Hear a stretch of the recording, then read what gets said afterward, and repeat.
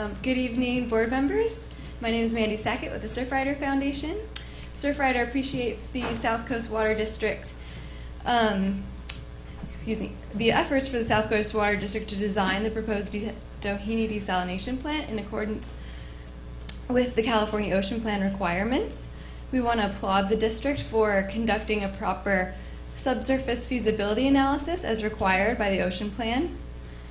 And while not in opposition to desalination in concept, Surfider supports maximization of conservation and water recycling options before considering desalination. The California legislature recently mandated a per capita water use of maximum of 50 gallons per day by 2030, and the district's average is 94.4 gallons per day per capita. So there's clearly a little bit of work to do here.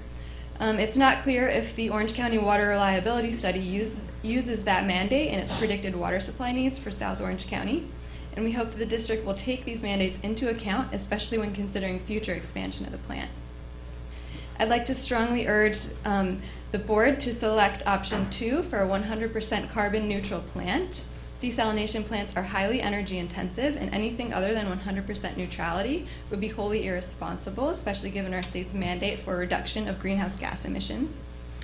And importantly, an agreement between the Department of Water Resources and the Metropolitan Water District prohibits desalination projects from reducing MWD's state water project entitlements. So MWD's rights to imported water are laid out in an agreement that is valid until 2035.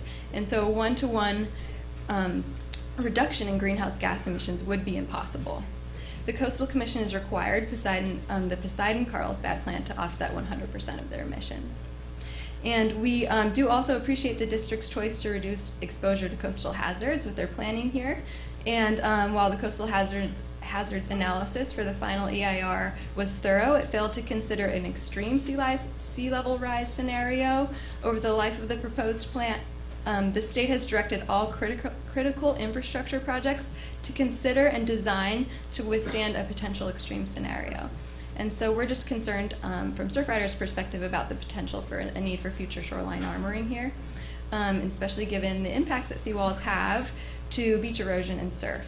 And the Coastal Act does not allow for future shoreline armoring for any new development within the coastal zone, and we hope that this plant will be designed in a way to avoid any of those potential impacts. And finally, I just want to ask one clarifying question on public access impacts. The drilling of the slant well is expected to take place over 2 6-month periods, and hoping that you can confirm whether or not beach use, surfing, and other activities in the water at Doheny will be able to take place over that time period. So thank you for your consideration. Thank you. Next speaker.